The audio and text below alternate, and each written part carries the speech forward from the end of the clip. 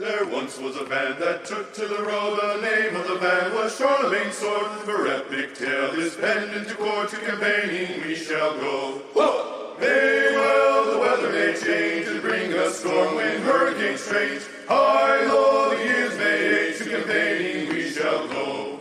To the north, to the south, to the east, to the west, the Charlemagne's Sword did adventure best. Young caravanners will write the rest. To campaigning we shall go. Whoa! Soon the revolution will fall, the serpent's head crust will tell it all. Sound the angel's trumpet call, to campaigning we shall go.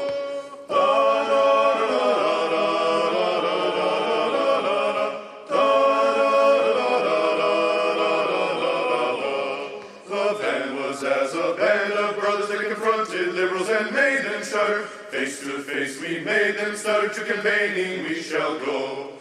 Drag queens, BLM, socialists, abortionists, trans and Satanists, Pacha, mom and progressivists, to campaigning we shall go. Whoa! Soon the revolution will fall, the serpent's head crust will tell it all. Sound the angel's trumpet call, to campaigning we shall go.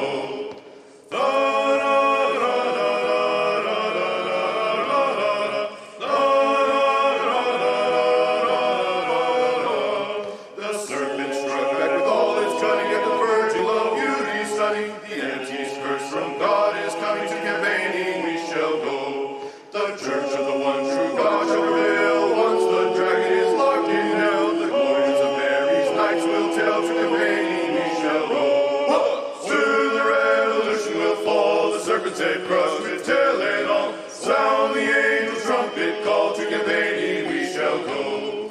Soon the great time will come and end the rule of Satan's scum. Some and all the angels come, to campaigning we shall go.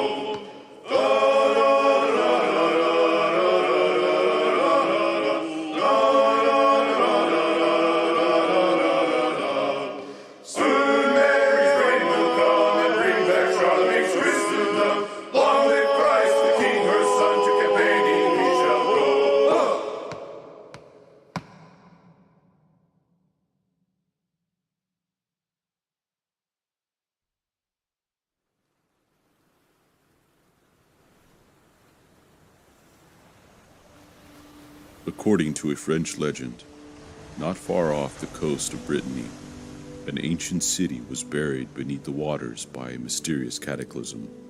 The local fishermen say that when the tide is low on Welcome to your Catholic Drive Time, keeping you informed and inspired. We love God, we ought to be able to talk about Him. Getting you started on your day. With the latest in breaking news and information. From the Vatican to the White House and everything in between. It's serious, it's fun, it's your Catholic Drive Time. Now here's your host, Joe McClain. Praise be to Jesus Christ. Welcome back to Catholic Drive Time, keeping you informed and inspired. I'm your host, Joe McClain. So good to be on with you. Praise be to God. Tuesday, November the 15th, on the memorial of St. Albert the Great, Bishop and Doctor of the Church. St. Albert, pray for us. Hey, what took so long? What is taking so long in Arizona counting ballots there? We're going to have a conversation around that with Rep. Paul Gosar is going to be on our program at 15 past the hour. We're going to talk about Arizona, what to expect when the Dems are going to control the Senate and the Republicans are going to control the House. What should we be expecting from all of that? Rep. Paul Gosar is going to join us to talk about that. Hey, we're also going to have an interesting conversation coming up at 35 past the hour. There's a brand new Catholic medical school out there that is being designed from conception, so to speak, to deal with taking back the culture of death, one medical student at a time, from an authentic Catholic perspective. Dr. George Mychaskiw is going to join us at 35 past the hour. Brent Haynes is going to be our guest, top of the next hour. If you can join us, we're going to be talking about COVID charges being dropped on an Alberta, Canada pastor. And then Kroger has had to pay $180,000 to two of their employees who refused to go along with their woke agenda. All of that and more on today's program. Lots of stories in the news, of course. Guess what?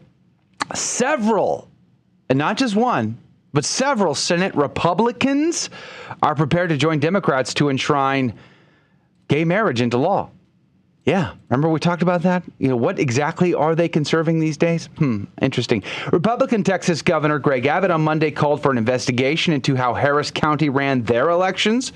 Lots of issues there, so they're going to be looking into that. According to a latest Rasmussen poll just released yesterday, 57% of those surveyed said that they think there was cheating in the elections. 57%. That's a pretty high statistic right there. GOP is just one seat away from the majority leadership in the House. I guess we're going to see how that goes. Hey, a federal district court on Friday rejected the Biden administration's interpretation of the word sex to include sexual orientation and gender identity and Title IX administration rules. So that's good news. Good morning to you, Rudy Carlos. Good morning, Joe. It's good to be here today. Praise be to God. We made it to Tuesday. God, Is it so already Tuesday? It's Tuesday, baby. Let's go. I don't know that I'm ready for Wednesday. What's on the docket for today? Can I mention this? Oh yeah. So Wednesday. I've received a pre-production copy of The Devil and Belladonna, One Woman's Struggle Against Communism and Her Redemption by Mary Nichols and Paul Ken Gore. Now, we've been talking this up for a while because Ken Gore told us he's got this coming. Well, they sent us the pre-production copy. I've been trying to skip to the pertinent parts because it's like it's like a college textbook. I mean, it's just massive. And it's a hot raging debate. Did Belladonna actually help infiltrate Catholic seminaries with 1,000 or more men, corrupted communist men? People deny it and people support it. What does the book say? We're going to have Ken Gore on tomorrow to discuss it. Is the list in there with all of the prelates that were infiltrators? Here's what is in here so far, I can tell you. I will not give any spoiler alerts, but the book is documented. In other words, whatever he says in here, he has sources to back it up, to include documents from Congress. Ooh, smoking gun. Joe, I have to tell you, in my breviary, I have a list of communists. What? And I will expose this list at a later date. At a later date. Okay. That sounds reasonable. It sounds very reasonable. Just stay tuned. Bring back McCarthyism. You have to listen. You have to listen every single day because you don't know when I'm going to expose this list. You never know. That's in my breviary. Well, he's one of them. Irregardless, Ken Gore is going to be on tomorrow to discuss the book, and so is Michael Hitchborn. So join us tomorrow if you can. We surely would love to have you. We have so much to get into today. Of course, Kari Lake apparently has lost her bid for governor of Arizona, so we're going to catch up with Paul Gosar, who is a congressman from Arizona, to get all the latest on that. So let's pray. Let's begin. We have so much to cover today. In the name of the Father, the Son, and the Holy Ghost, amen. Remember, O most gracious Virgin Mary, that never was it known that anyone who fled to thy protection, implored thy help, or sought thine intercession was left unaided. Inspired by this confidence, I fly unto thee, O Virgin of Virgins, my mother. To thee do I come, before thee I stand, sinful and sorrowful. O Mother of the Word incarnate, despise not my petitions, but in thy mercy hear and answer me. Amen. In the name of the Father, Son, and the Holy Ghost. Now your headlines with Rudy Carlos. Good morning. Thanks for tuning into Catholic Drive Time. Today's Tuesday, November 15th, and here are your headlines this morning. This one's from Breitbart. No mention of coronavirus pandemic as Joe Biden meets Xi Jinping in person for the first time in 5 years. Biden said he hoped that China and the United States would work together on global issues of climate change and food insecurity to manage their ongoing competition with each other as nations. He says, quote, "The United States stands ready to do just that, work with you, if that's what you desire," unquote, Biden said. But neither mentioned the coronavirus pandemic that came from China, the reason for both leaders spending so much time apart. LifeSite News reports Biden admits Democrats don't have the votes to codify abortion rights in federal law. And those are supposed rights, by the way. President Joe Biden acknowledged Monday that the next Congress would not have enough votes to codify a supposed right to abortion on demand into federal law, implicitly expressing regret for having teased the possibility before last week's midterm elections. Ground News reports Afghan Supreme Leader orders full implementation of Islamic law. Afghanistan's Supreme Leader has ordered judges to fully implement aspects of Islamic law that include public executions, stonings, and floggings, and the amputation of limbs for thieves, the Taliban's chief spokesman said. And Breitbart also reports NBC News projects GOP wins House of Representatives 219 to 216. A nightmare scenario would give Democrats 51 U.S. Senate seats and control of the House of Representatives. If Democrats win 51 Senate seats, Democrats will not need both U.S. Senators Joe Manchin and Kyrsten Sinema to pass legislation. That could almost certainly mean the end of the filibuster that both Manchin and Sinema refuse to kill. Without the filibuster, the Senate could pass whatever insanity it chose, including expanding the Supreme Court, socialized medicine, etc. And a Democrat-led House would rubber stamp whatever they wanted. At least with the House under the GOP control, there will be a check on anything about to come out of the Senate. And those are your headline news this morning. God love you. The saint of the day is one of the greatest Dominican saints of all time. Yes, that would be Saint Albert the Great, bishop, confessor, doctor, and order of preacher. Albert was born in a castle in the Diocese of Bavaria in 1207, the eldest son of the Count Bolestadet. Albert was of small stature but strongly built, having gigantic shoulders. He and his brother Henry's first education was at home under private tutors. That both his brother Henry and his sister also became Dominicans attests to the piety of his family. In Italy, Albert met Jordan of Saxony, a fellow countryman and the second Master General of the Dominican Order. Albert was greatly affected by what he heard and vowed to become a Dominican. Albert had not worn the habit for long when it became plain to him that he was no match for the mental wizards with whom he was studying. Anything concrete which he could take apart and study, he could understand, but the abstract sciences were too much for him. He decided to run away from it all. Planning a quiet departure, he carefully laid a ladder against the wall and waited for his opportunity. As he was kneeling for one last Hail Mary before he should go over the wall, Our Lady appeared to him. She reproached him gently for his forgetfulness of her. Why had he not remembered to ask her for what he wanted? Then she gave him the gift of science he so much desired and disappeared. Albert was one of the first to recognize, cultivate, and proclaim the brilliance of his good friend and student, St. Thomas Aquinas. It takes a man of great humility and great sanctity to see and cultivate the potential for it in others, and these Albert had. Then he served for a time as the personal theologian to the Pope and professor of Holy Scripture.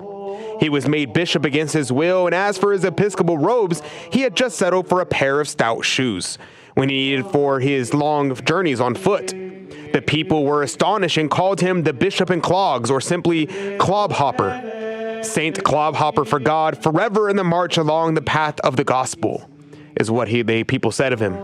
He was appointed to preach the Crusades in the German-speaking countries, a work he continued for several years.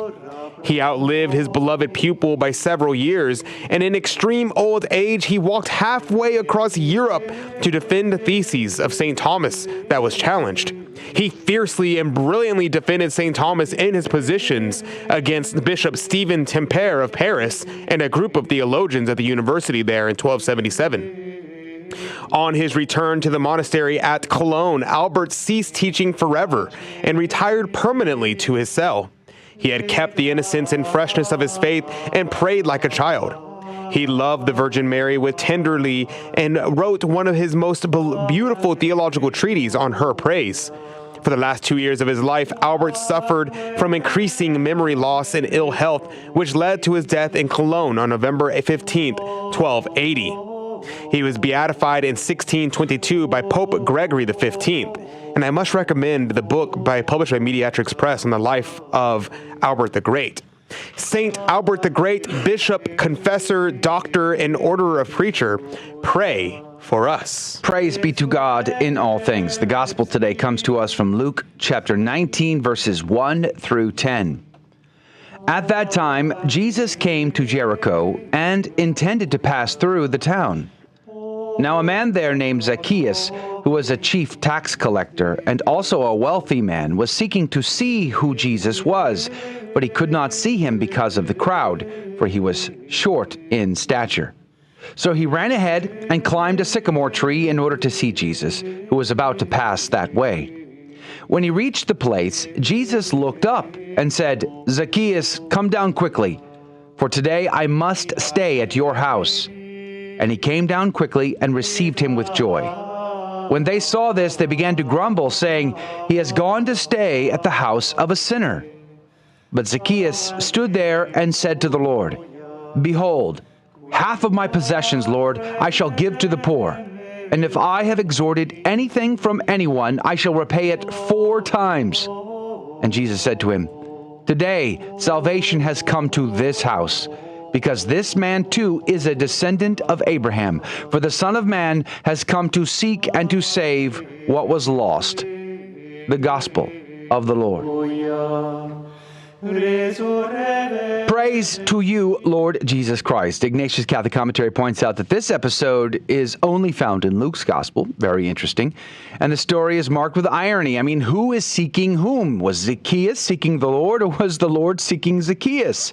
Only to discover that he looked up and saw him in the tree. I mean, I think that's a fascinating plot twist there. I don't know if you caught that, but I thought it was amazing. St. Ambrose points out, what sinner can despair when he sees the Savior of mankind seeking to save him, when he beholds even a publican and a rich man, at the same time who, as our Savior informs us in another place, are so seldom truly converted, brought to the light of faith and the grace of true conversion. Haydock's commentary goes on to point out that there are 3 steps of conversion. 1, an ardent desire of seeing Jesus. And number 2, the honorable reception he gave in his house. And number 3, the complete restitution of all ill-acquired property.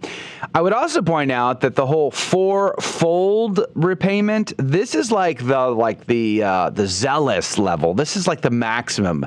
This is when you want to go above and beyond. This is like praying your rosary on broken glass in Aramaic. I mean, it's that level. It's pretty amazing. And so Zacchaeus here is demonstrating for a guy who had a reputation as being an ardent public sinner, because who loves tax collectors? I mean, no one loves tax collectors, especially when they take from the top, right? They glean from the top for their own livelihood. The Venerable Bede, as quoted in Haydock's commentary, says Zacchaeus is here styled as a son of Abraham, his spiritual son, a partaker of the promises made to Abraham concerning the Messiah, not that he was actually born of his seed, but because he imitated his faith, and as Abraham, at the voice of God, left the land and house of his father, so Zacchaeus renounced his goods and possessions by giving them to the poor. Close quote. Venerable Bede, pray for us. Don't go anywhere. Other side of this break, Congressman Paul Gosar from Arizona is going to be on. We're going to be talking about Arizona and what to expect in the next Congress. All that coming up next on Catholic Drive Time. Can we be happy without God? Atheists say yes. We Christians say yes, but only to a certain extent. What's our reason? There are some natural human desires that can be satisfied without living for God. The desire for sensory pleasure, success, and loving relationships. There are certain desires, however, that can't be satisfied without God. For example, we don't just desire some love, we desire infinite love, love without limit. This is manifest when we get frustrated with imperfect manifestations of it. The same is true for knowledge, justice, and beauty. Since God alone is infinite in these perfections, only He can satisfy our desires for them. Therefore, to borrow from St. Augustine, without God, our hearts would be forever restless. And my friends, a restless heart is an unhappy heart. I'm Carlo Broussard with a ready reason for Catholic Answers, Catholic.com. For 2,000 years, we've helped the poor and comforted the sick. We've educated generations of children, developed the scientific method and college system. We support marriage and human life. Guided by the Holy Spirit, we compiled the Bible. We are the Catholic Church, with over 1 billion in our family, sharing in the fullness of Christian faith in the church started by Jesus. If you've been away, visit CatholicsComeHome.org today. Welcome home. Praise be to Jesus Christ. Welcome back to Catholic Drive Time, keeping you informed and inspired. I'm your host, Joe McClain. So good to be on with you. Praise be to God. Coming up at 35 past the hour, Dr. George Mychaskiw is going to be on to talk about a brand new school, a medical school, a Catholic medical school, one that would hold the line and address the troubling issues we are seeing in the medical field, transgender, gender ideology, and so much more. What is the response to that? The Padre Pio School, an Institute for the Relief of Suffering, a school of osteopathic medicine, is being founded in Kansas. And Dr. George Mychaskiw is going to join us at 35 past the hour. Do join us for that conversation. Joining us right now, though, via telephone is Congressman Paul Gosar. He is serving his 6th term in Congress as the representative of Arizona's 4th Congressional District. Good morning to you, Congressman Gosar. Good morning. Good morning. Praise be to God. We're grateful for your time today. All eyes have been on Arizona this past week. It's taken a week for Arizona to count the ballots there. Maybe you can give us your perspective. Why has it taken so long? Florida seemed to get it pretty quick. So what's going on in Arizona, Congressman Gosar? Well, it's crazy. We're like a banana republic, but we've had mail-in ballots for over 20 years. And it seems that all of a sudden we can't get it right. And so we've got to do something better. This is counting for a week. The Democrats are trying to make it the norm now. That's voting week instead of voting day. Now, these ballots, there's been a tremendous amount of ballots that were apparently just dropped off. So you have mail-in ballots, and you have ballots that were dropped off at polling stations. And apparently those are the ones that they've been taking the longest to count. So they didn't count any of those until after the election. Is that the case, Congressman? It is. A lot of the people did not trust the Postal Service after the last election. So what they did is they took their mail-in ballot and dropped it off the day of or the day before. So it did cause some confusion. But also there was problems at the polls, and we had tabulators, almost 30%. It was reported about 20%, but it was closer to 30% of the tabulators that didn't work with those ballots. And it seemed like there was some kind of printing problem that existed because a lot of people were frustrated. It took 30 to 60 times trying to put it through the tabulator. It wouldn't go. So a lot of people got frustrated and left, and some of them actually persisted. And what they found is that when they did their vote on the monitor on the computer and it printed out the ballot, there was something very different. It was solid margins in dark black. But the one they previously got had spots on it. So there's a lot of frustration, and I don't blame Terry Lake for being frustrated because so many people were turned away. There were 2-hour waits. People heard about it, didn't go to the polls. So there's a lot of different problems, and we got to get this right. You know, even the Secretary of State, who is Katie Hobbs, did not recuse herself. And there's so many problems here. Every vote should be cast should be counted as long as it's legal. It should be difficult to cheat, but easy to vote. You know, I was reading this morning that the Rasmussen poll indicated that 57% of Americans believe there was cheating in the elections. 57% is a high number. And my question is, do you think it's possible for Americans to have trust again in our voting system, especially with the issues that you just named, mail-in ballots, drop-off ballots? I mean, will we ever trust our elections again? Well, you know, there's a way, but look at Arizona. We had Cochise County that wanted to do not just a regular count, but they wanted to do a hand count of all the ballots in Cochise County. They were taken to court, believe it or not. And they were told that they could not do that count, specifically from the Secretary of State and from the courts. So, you know, when people, you know, want to see the hand count compared to the tabulation count, it should be a no-brainer. And then you're prohibited to? It just doesn't make any sense. It really does not make sense. Representative Gosar, this is Rudy Carlos. I have a question here. You know, up to the midterm elections, we were seeing all this talk about the red wave. The red wave's coming. It's going to be great for us. The GOP is going to come out on top. Do you think that maybe that was an example of maybe Republicans getting complacent and they didn't show up to cast their vote? You know, I can only tell you what I saw in my district, in my state. I saw none of this stuff. I saw lots of people motivated. And if I'm not mistaken, I think we set records in our primary. So I don't know how that carried through, but there was lots and lots of people. I just will tell you, I don't know that today that polling is what it's all cracked up to be. Yeah, because I that's think, true. you know, people, when they're called, they don't want to get targeted. They won't give their truthful answer. So I think it's really kind of an interesting dilemma that we have, that to find out that maybe polling is problematic. The other thing is that, you know, we're now starting to see the Gen Z voters. They voted much more for Democrats by 28%, and they're motivated by different things like gun control, climate control, and abortion. And so, you know, this is very different. I mean, take a look at the ballot measure up in Montana. The respect for life is just not there in this younger generation. So we're going to have to do a lot of outreach. Yeah. I mean, this morning I read a headline that says multiple Senate Republicans are ready to join Democrats in approving and enshrining into law gay marriage. And I tie the pro-life issue to the marriage issue. Marriage between a man and a woman is the foundation on which life can come forth and be the fabric of society. And yet we see too many supposed conservatives selling us down the river on that issue.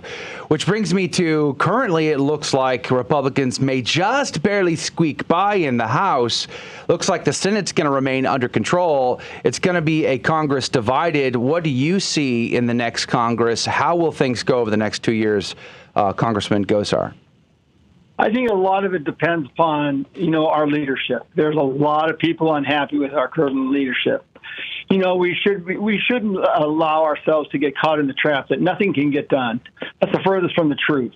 What we've got to do is we've got to get back to the power of the purse. These national emergencies, we got over 40 of them dating back to the 1970s.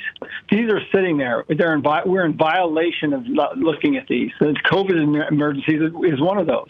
We should, once we're sworn in, we should bring these up, open rules, bring them to the floor, have the debate, and decide whether to continue them or to kill them. And if we're stopping them, the money should be recouped and shown to the American public. Recapture that power of the purse. And why that's so important is when you don't do that, you have an administration that will take that money and do whatever they want with it. You can't stand for that. Now, the law basically states that no later than 6 months after a declaration, Congress must convene to decide, must and shall convene to decide whether to continue or to kill a program. We're way past that with COVID. I jumped those two bills twice with Nancy Pelosi. She put them off with a rule vote. So here's an easy win right here. To have to recapture that power of the purse.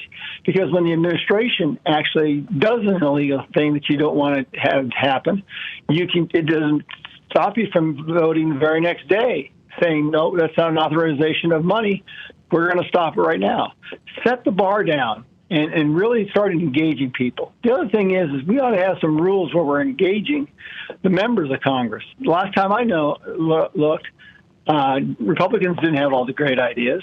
How about empowering the members? People don't realize that the power of the House is not in the Speaker. It's not in the Majority Leader. It's not in the whips. It's in the members of Congress. And it's up to the leadership to find out and empower each one of those members to shine in what they're good at. We shouldn't be afraid of these votes. We should be taking these votes openly. So there's a lot of opportunities that we have here to place a check on Joe Biden. And I think that's what the American public is looking at. And I think that's why we got mixed results. They may hate the Democrats, but they don't love us any more different. That's true. It seemed to me, according to the exit polls, that conservatives came out and voted to, stop the tax and spend routine, the inflation that's super high. They're very concerned about the future economic situation. Those on the left came out to vote for abortion and vote for LGBTQ agendas and so forth. Will Congress, to follow up on what you just said, do you think a Republican-led Congress will reduce spending in the next Congress? Well, that's to be seen. We have to have leadership that is really poignant about change. I'll give you an example. We make this profession that we're going to stop the 87,000 IRS agents coming about. Mm-hmm. Well, how are you going to do it? You can do it as a perfunctory show vote, and vote it down and not do anything with it. But are you prepared to really do it? And other issues. And what you do there is it's about spending. So stand up for what you want for spending. Get it exactly the way you want it. Be the bully pulpit against the Senate. And when you get that through, what you do is you make the president shut this government down with his pen. How long are you willing to endure that? And during that time, why don't you put the bureaucrats and the administration on notice? Start working with the states like Ron DeSantis and Texas and Virginia on the issues of education, energy, all those things. Devolve that power. So put their necks in a ringer as well, that there's consequences for their actions. There's so many possibilities here. You allow yourself to be cornered into the market if you don't think about this constructively. I think Einstein once said, it's not thinking more, it's thinking differently. We're down to just a minute left with Congressman Gosar. What investigations do you think the Republicans will call for in the next Congress, since they'll have the subpoena power now? Well, I'll say this with a caveat. I certainly hope they follow through, because leadership has shown at least hinted at backing away from this. But Hunter Biden has to be that. We have to look at this. What's going on at our borders, where we're losing, 100,000 people every year to drug overdoses, the human smuggling that's going on, the chaos at the border. I hope those are the investigations we look at. The Fauci issue with the COVID, this was maniacal against the American psyche. And there's, like I said, there's so many options. I mean, go back to our Constitution and the framework. What about placing the blame and ownership on the DOJ and FBI? How about letters of marque and reprisal, where we actually put bounties on those at our border that are causing that chaos, bringing in the drugs, bringing in the human smuggling? Turn it loose so that we actually enforce the Department of Justice to do its job. I think there's so many things that we could do here. It's just we're limited by people that don't think outside the box. And so last question here. What ability will the Democrats have to stop any of those investigations in a Republican-led Congress? Well, they're definitely going to have, it's going to be a 50-50 split at the very best for us in the Senate. So, a lot of that can happen there. But I think it's just what we do and how we prepare that. What are we doing? Records to make sure we get those records. I think it's all up to power. Oh, I'm sorry, Congressman. We are out of time.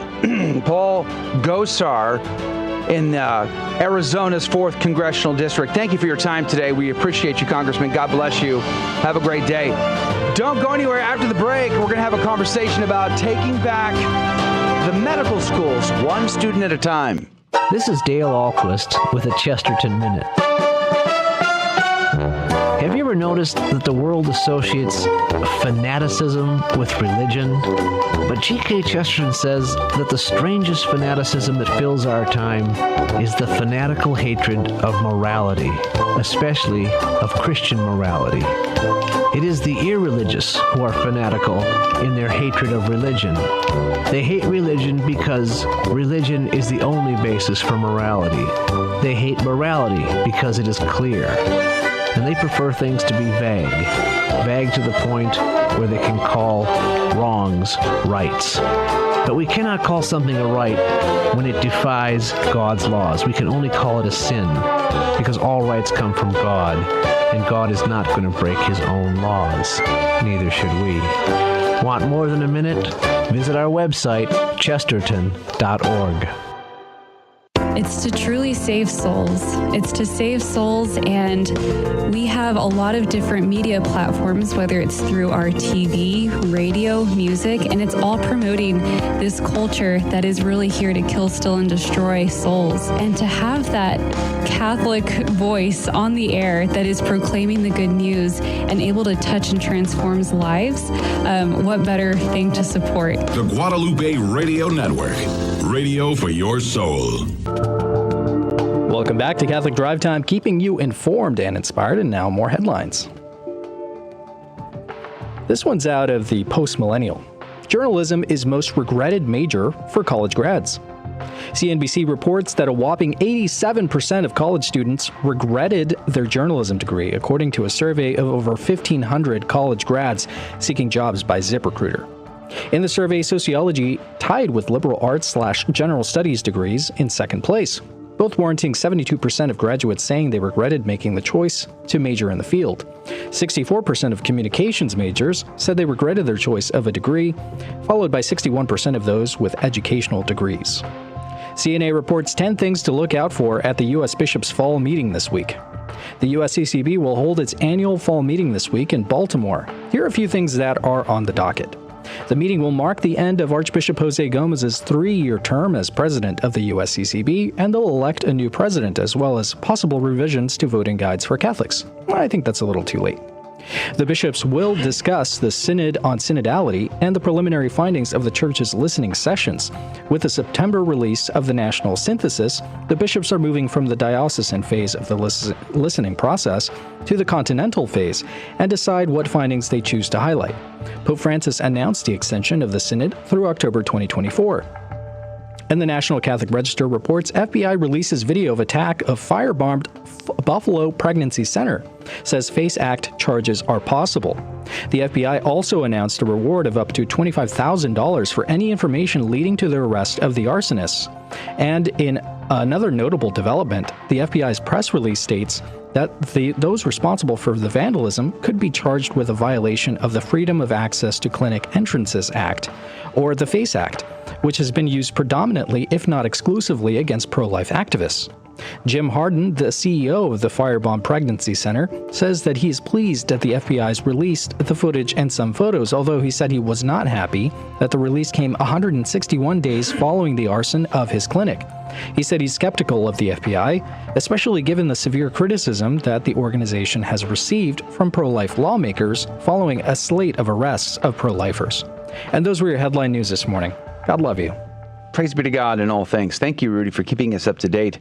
Joining us right now via Zoom chat is Dr. George Mychaskiw, founding president and CEO, St. Padre Pio Institute for the Relief of Suffering, and I will get it out eventually. Good morning to you, Dr. Mychaskiw. Good morning. Grateful to have you on today. Just recently, maybe was it a month ago, there was a video being passed around the interwebs of a class of medical students taking not the Hippocratic Oath, but some other kind of oath that seemed to enshrine woke culture in their medical practice, in their future medical practices. And I thought this was very shocking. And so when we came across the St. Padre Pio Institute for the Relief of Suffering, a new medical school with Catholic identity, one that purports to have a strong Catholic presence in their moral and ethic teaching in medical practice, we thought this was very interesting. Please tell us about what you are doing in Kansas. Thank you, Joe.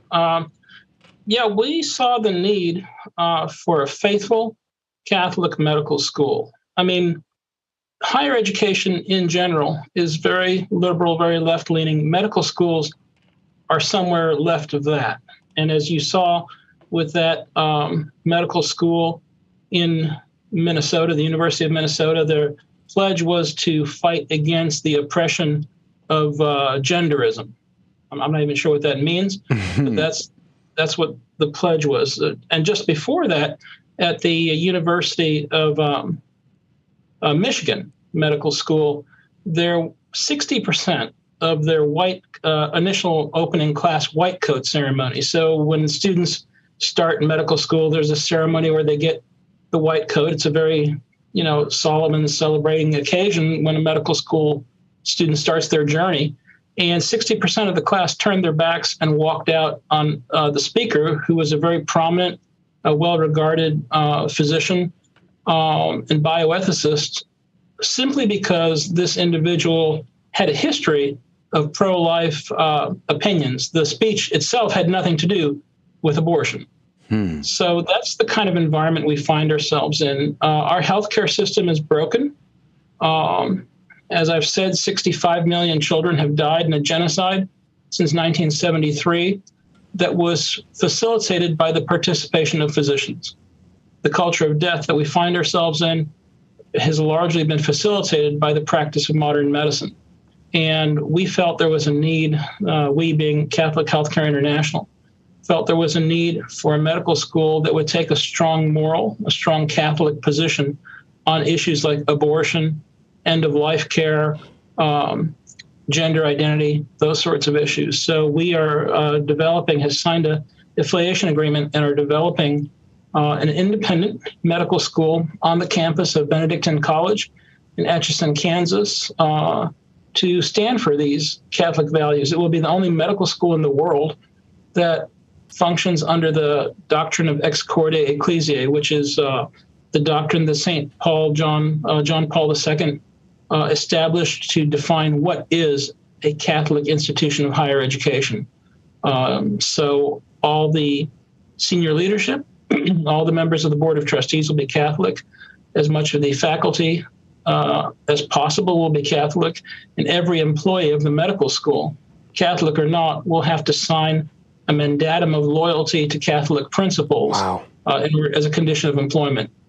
So this is not a school that will shy away from calling abortion the murder that it is, from calling euthanasia the murder that it is, from calling gender dysphorias the psychiatric pathology that it is, that requires care with love and compassion, but care nonetheless, not celebration. Wow, that's amazing, especially since, there's so many things there. One, I can't encourage enough anyone who attends a Catholic university or has family at a Catholic university to read Ex Corde Ecclesiae. We were fighting for that at the University of St. Thomas when I was there. But one thing that I noticed, and I have a lot of friends in medical school, and the whole topic of abortion has been a thing for a decade or more than a decade in the medical schools. But right now, friends who I won't even mention where they go to school or their names because they'll get in trouble, they were telling me in medical school they're being attacked for trying to hold to the authentic view of men and women. And that in medical school, where you would assume that you would understand biology, understand what a man is and what a woman is, and it's necessary for medical care, they're having gender ideology shoved down their throats, saying that they have to respect their patients' gender pronouns, and they have to, they can't ask someone or check someone who identifies in a certain way. Could you speak about that specific issue in regards to your university and the issue that this has on the medical field? Well, medical schools are all trying to be woke, for lack of a better term. And a lot of them teach what is popular rather than what is right. A medical school should be teaching what is right, what is scientifically accurate. We know that historically, until this era, the rate of true gender dysphoria was about 0.5%. Really just a blip on the radar. And really nothing much. And we've seen increases in that diagnosis of 400% or 500%. And it's not because there's something in the water. It's not because of some side effect of the COVID. It's because this has become a fad, a trend, if you will, particularly amongst younger people. You and I both know that the time of early adolescence, early adulthood is a confusing time, and there's a lot of hormonal issues going on, a lot of societal issues, and not everybody who has a confusing thought needs to have puberty blockers and surgery and their genders changed. In fact, that's almost never the case. And in the cases where that is a true pathology, that needs to be addressed in a medical fashion to get these people the care that they need. So let me ask you a housekeeping question. How long is it going to take? You guys are at you've signed a lease apparently with the school in Kansas, the Benedictine school there, and so you have a partnership. But how long? What's the ramp up? How long does it take to actually get a school open, students admitted and learning to graduation and becoming doctors? What does that process look like? Complicated. Medical schools are very, very complicated endeavors. They're highly regulated. I like to say that we're more highly regulated than the airlines. The Commission on Osteopathic College Accreditation, commonly called the COCA, is the accreditor deemed responsible by the U.S. Department of Education for approving osteopathic medical schools. They have very high standards. They have multiple standards and policies that a school has to adhere to.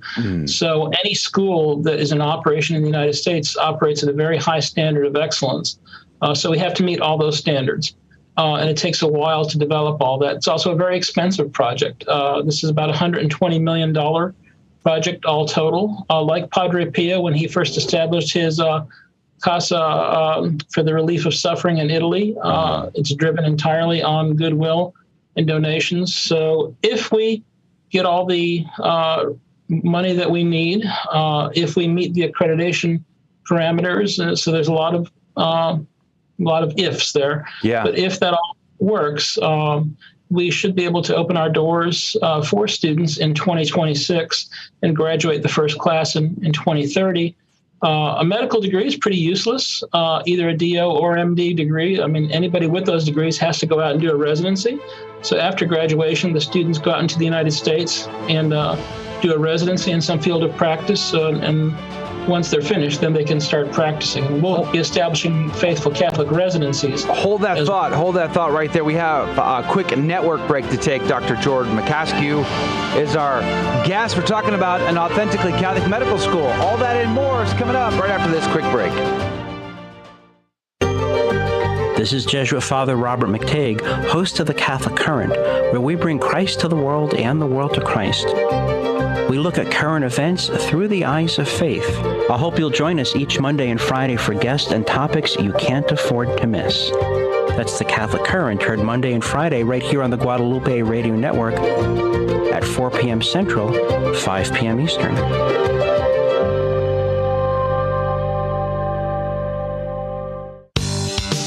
Hello, this is Steve Gleason with your 1-minute tool for Catholic evangelism. Here's the question for your non-Catholic friend. According to 1 Corinthians 11, receiving communion in an unworthy manner can result in sickness and or death. If communion is simply wafer and juice as opposed to body and blood, doesn't the possibility of sickness and death just seem a little over the top? So here's the 3 best friendship tools for Catholic evangelism. First off, in the Bread of Life discourse in John 6, Jesus says, "He that eats my flesh and drinks my blood dwells in me and I in him." Note, he said drink my blood. He did not say drink my wine or grape juice. Well, no commentary needed there. Secondly, you gonna walk? The disciples did not walk away from Jesus over a symbolic teaching of body and blood. They walked over how literally Jesus was teaching them. Also, they did not walk over the idea that feeding on Christ's body and blood is feeding on the Bible. No, no, no. And thirdly, your new response. My Catholic friend, when you are asked, hey, have you received Christ? Your answer is yes, every Sunday at Mass. That's how I know objectively that Christ is in me.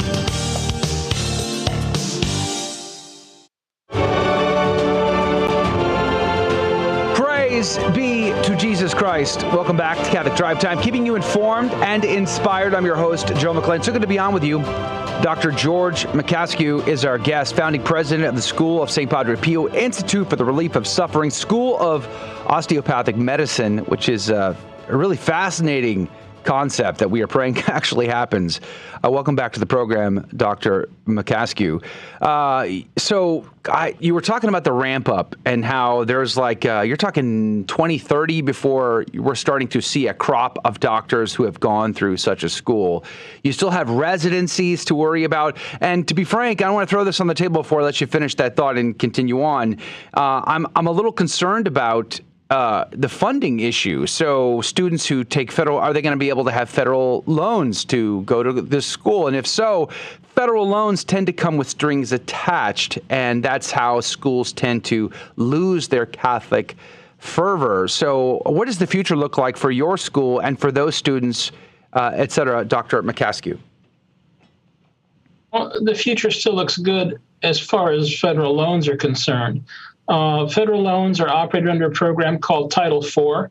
And while it's true that there's a lot of strings on a school, thus far, the Department of Education has not infringed on the religious liberty of schools, their First Amendment right to practice expression of religion and meet their mission. Now, there are a lot of other ways of paying for medical school. We do intend to be Title IV qualified and for the students to be eligible for those loans. However, if something changes in the administration or the Department of Education where there would be required for us to violate our rights of conscience, then there are private loans available in the market. I've started 4 other medical schools in the United States. Wow. And some of those schools were not eligible for Title IV for several years, just based on their business structure, their governance. And the students did fine with loans in the private market.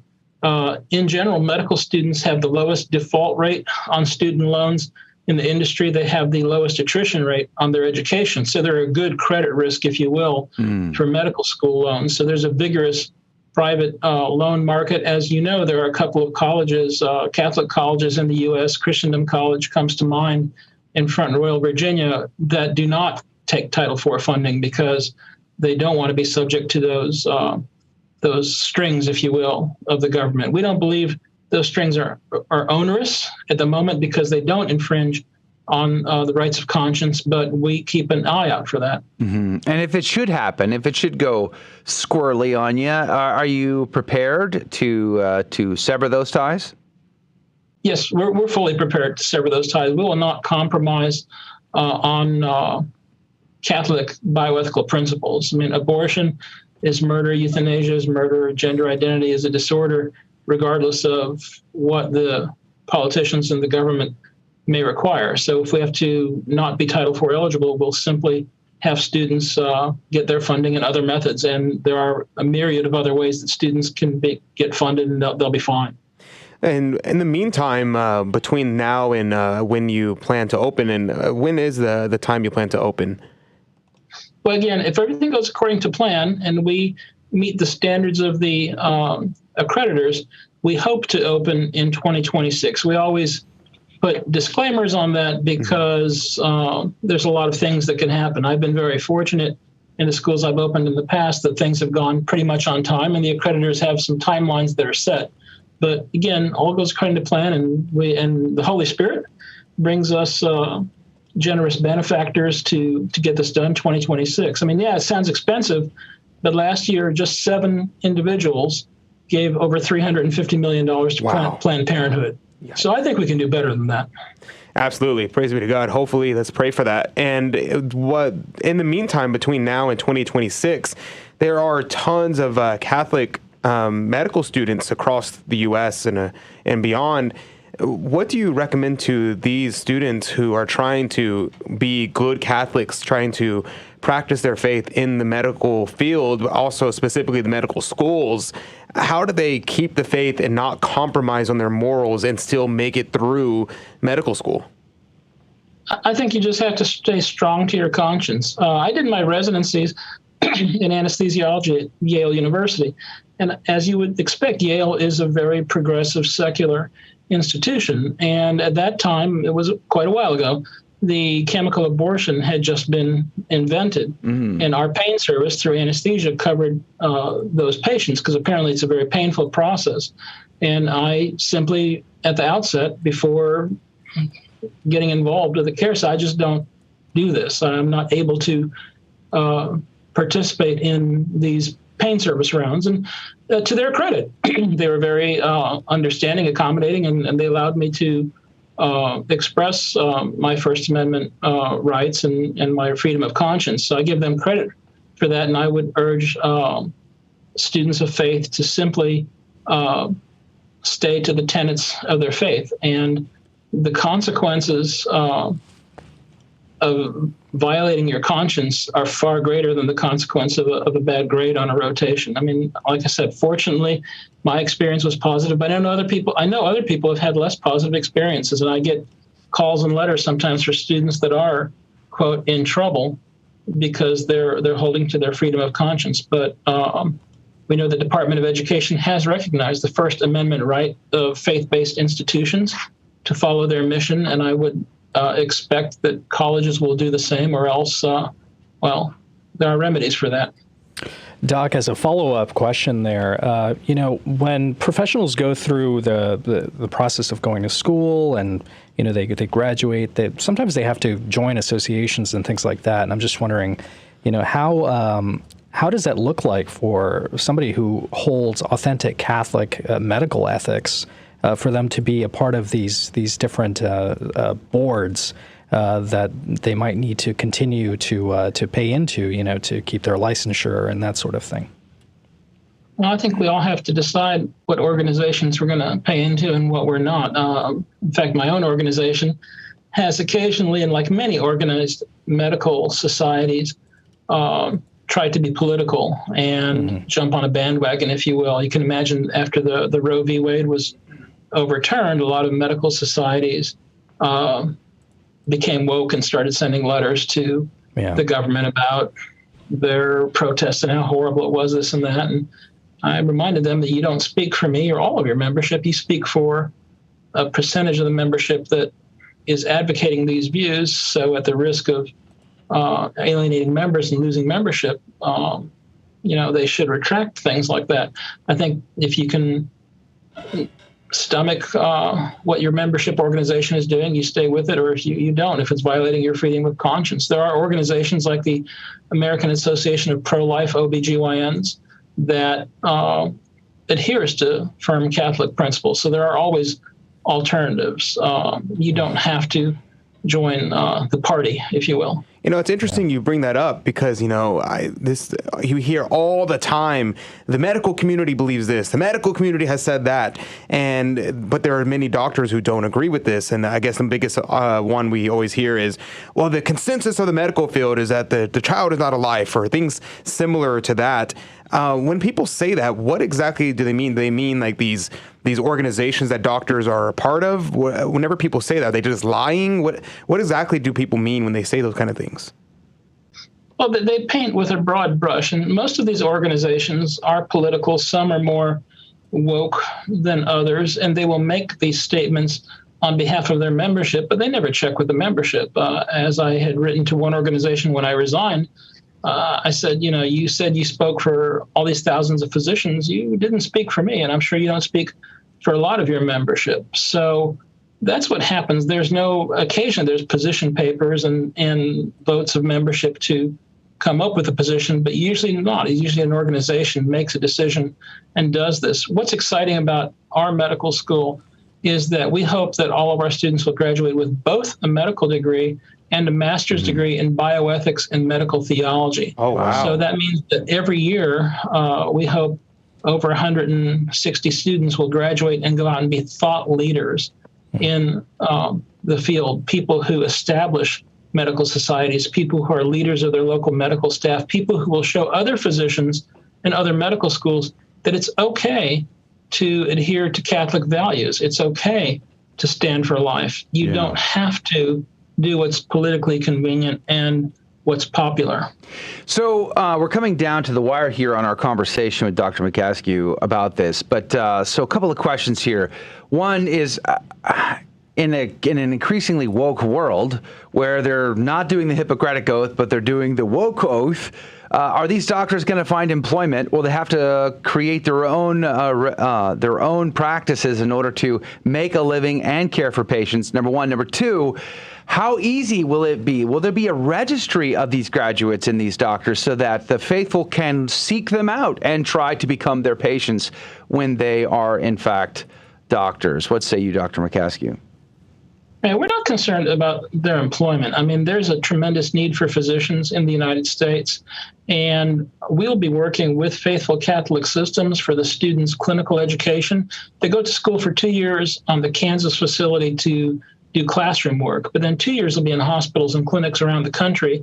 We're working with the OSFs in Illinois, the Franciscan Alliance in Indiana, parts of Trinity in Michigan to deliver that Faithful Catholic clinical education. And then when they graduate, we believe they'll find a lot of gainful employment, because who do you want taking care of you as a physician when you're in the hospital? You don't want somebody running a social agenda. You don't want somebody that is campaigning for office. You want somebody who cares for you as a human being created in the image and likeness of God, cares for you with love and compassion, and is an excellent physician. And I think healthcare systems will seek out our physicians, as will patients, because we stand for patients' life from conception to natural death. And the first thing that our physicians will not think about when you're old and disabled and infirm is, well, maybe we should just not give you water so you can die quicker. Right. Our physicians will care for you as a moral human being, equal to others in the light of God. So I'm confident that our graduates will do very well. And there are directories of faithful Catholic physicians in different specialty fields. Well, that's good to hear. We're going to be keeping a close eye on this. I think there's a great website here, CatholicMedicalSchool.com. Is that the best place for people to go? That or through the Catholic Healthcare International, www.chi-usa.com, and there's a section there for the medical school, and there's a lot more information on that. All right, Dr. George Mychaskiw, God bless you. God love you. Thank you for your time today. We appreciate this. Thank you. God bless. All right, that's going to do it for hour number 1 of Catholic Drive Time. That ought to be very interesting. Coming up in the top of the next hour, Brent Haynes, Attorney Brent Haynes, is going to be on to catch us up on some COVID and some legal issues related to the woke agenda. All that, plus the game show and the after show, all coming up next hour. Go to grnonline.com/CDT. Tomorrow, it's Bella Dodd. We'll see you there. Catholic radio gives us something all day, every day, to fill our lives with our faith. We are completely inundated by the world constantly. Every time you go out shopping, the music that's playing, the visuals that you see, TV, everything. We need Catholicism filling our minds. The Guadalupe Radio Network, radio for your soul. Hello, this is Steve Gleason with your 1-minute tool for Catholic evangelism. Here's the question for your non-Catholic friend. When you walk into your non-denominational church or your megachurch, what do you see? What stands out to you? Well, here's your 3 best friendship tools for Catholic evangelism. Number 1, observations in a Catholic church. You will notice at least 8 items, all of which have religious, historical, or biblical significance. Secondly, what are those items? As soon as you walk in, the can't-miss baptismal font, a stone altar, stained glass windows, 14 stations of Christ's Passion, statues, a gold tabernacle, a lit candle near the tabernacle, and a large crucifix. Thirdly, my take. So, what seems to fill your church and truly move you toward Jesus? Oh, I know you don't need a physical or superfluous objects to move you toward Jesus. He's everywhere and in your heart. And that is true. But tell that to Moses, David, and Solomon, who were under strict and exact directions from God on how to build his house and then fill it with his Shekinah glory. I mean, does a comfy chair, does a flashy Fender guitar, does a well-fashioned stage move you toward contemplation and holiness? Remember, stages are for entertainment, but sanctuaries are for worship. Hey, Donnie, what 2 important things do we receive when we go to Mass? Scripture and the Eucharist. Great job. You're so smart. As parents, we're the primary educators of our Catholic faith to our children. And if you don't know your Catholic faith as well as you should, that's okay. Just tune in daily to the Guadalupe Radio Network by logging online to grnonline.com. The Guadalupe Radio Network. Listen, learn, love, and pass it on.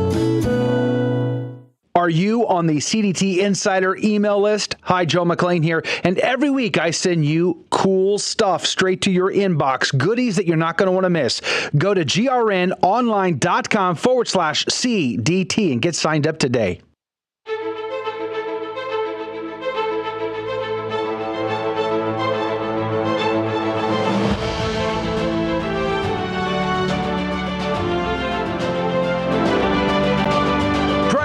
Be to Jesus Christ. Welcome back to Catholic Drive Time, keeping you informed and inspired. I'm your host, Joe McLean. So good to be on with you. Praise be to God. Having a hard time. I didn't get much sleep last night, and you can tell. You can tell every time I have failed to sleep adequately. Joe Fetterman. Because my brain just says, nope, I'm not saying that word. You can't make me say those words correctly. See? My brain just pulls one of those fast ones. I was having a hard time last hour with that, but nonetheless, great conversation. Rep. Paul Gosar was on. That was a good conversation. And then Dr. George Mychaskiw. And I hope I nailed his name. He never actually corrected me, so I'm going to go with I nailed it. I'm going to go on the record to say I nailed it.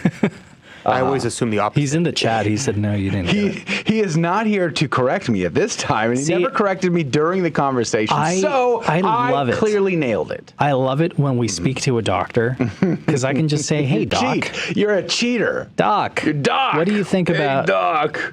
Man, what's up, doc? I see how you go. But sounds fascinating, though. Sounds bold. Yeah, for sure. And good. Like a Catholic medical school that holds the line. doesn't compromise. Maybe if, we had a guest while you were out, Joe, when you were out on vacation. We didn't actually, it wasn't a very good interview. It was just a little too much information for our short segment. But she was talking about how she had to escape the hospital because of bad protocol. And I just wonder sometimes, my dad included, he passed away because of bad protocol. Right. I think, man, what if they had an authentically Catholic doctor who wanted to care for them? Amen. Yeah. So cared about their soul. Exactly, and that too. It really struck me when he was talking about the fact that that referring to end of life care and referring to like hospice care is like we're not going to refuse them water. And I've heard many a story, including in my own family, where the doctors, your family member gets very old, or they're not sick by any means, they're just old, and they're like, they're very old. If they don't want to eat, just don't try to make them. If they're not thirsty or they're not really drinking, don't give them any water. And they just like encourage you to slowly kill your family and kill people. And like if your family is still alive and they're still going, feed them, give them water. Yeah. You would think that's not something you'd have to say, right? Right. But I was like, wow, the fact that he has to say that is one, shocking, and second, the fact that he said it gives me hope that he's like, I want to encourage our students to care but about look them. what's going on in the world. I mean, we see it more in places like England than we do in America, but we have it here as well, where someone else makes these decisions for you and for your family, and there's almost nothing. It's the medical kidnapping. There's almost nothing you can do about it. They're like, nope, no life care for those people, and then pull the plug. And it's mind blowing to me. So I think this is good hope for a bright future. $120 million seems like a lot of money. So this may be the restoration of the Catholic, or rather, because the medical field is a Catholic invention. Yeah, but this might be the restoration of the medical field. Yeah. Who knows? We'll see. Wow. Well, let's keep a close eye on that for sure. CatholicMedicalSchool.com is the website. By the way, at the end of the week, Michelle has been asking me, Michelle Vaughn over on our Facebook feed, and thank you, Facebook, by the way, for refusing to send notifications of our live feed anymore. You are the best, Mark Zuckerberg. Maybe it's because you've laid off 11,000 people. I don't know. But you're just doing so awesome for us, so thank you for that. But Michelle says, be sure to send the links and the interview in the CDT Insider email on Friday. I will, of course, be doing that this Friday. If you want to get in on the email, then all you got to do is go to our website, grnonline.com/CDT. And you can get access to the CDT Insider email sent every Friday afternoon. I'll send the interview, I'll send the links, and I always send you goodies. Always. I take good care of you. I send you cool stuff, good entertainment, and you're going to get that in your inbox. Go to grnonline.com/CDT. The other thing is tomorrow, Ken Gore is back on the program. Talk about doctors. Dr. Ken Gore is co-writing a book called The Devil and Bella Dodd. There is a hot, raging debate in the Catholic world as to whether or not Bella Dodd actually helped to infiltrate Catholic seminaries in the 1936. Looks like a pivotal year, according to the book. 1936, pivotal communist year. So her testimony is 1,000 men, 1,200 men. It can vary, actually. 7? Yeah. So what's 40? The real story there? Is there evidence to prove this? We're going to have that conversation. It is the $64,000 question. And Ken Gore is going to be on tomorrow's show to talk about that. So do tune in. And please do invite all of your socialist friends to also tune in to get the bottom line on that. That would be amazing. Let's go to the phones. Brent Haynes, good morning to you, sir. Good morning, Joe. It's good to hear your voice. How are you, my friend? Well, I'm glad to be an American today, Joe. I'll tell you that. Are you? Why? Why are you glad to be an American today? Well, are we just going to jump right in and talk about our friends north of the border? Oh, I'm not talking.